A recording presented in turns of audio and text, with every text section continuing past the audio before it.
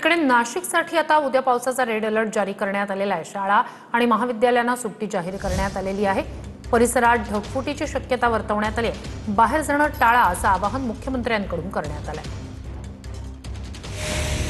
नाशिक आणि त्र्यंबकेश्वर परिसराला मंगळवारी पावसाचा रेड अलर्ट देण्यात आलाय।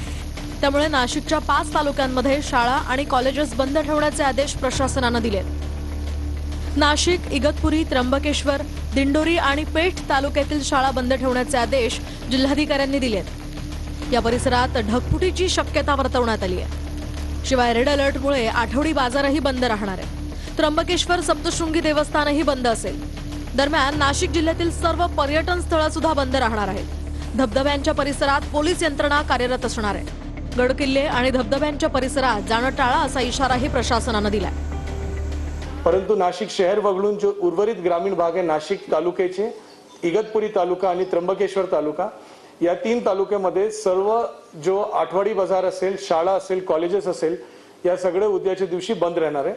सर्व लोकांना माझी सूचना आहे, विनंती आहे की उद्या जोरात पाऊस असण्याची शक्यता असल्यामुळे सर्व शेतकरी बांधवाला पण विनंती आहे की आपण शेतात जाण्याचा विषय उद्या टाळावा।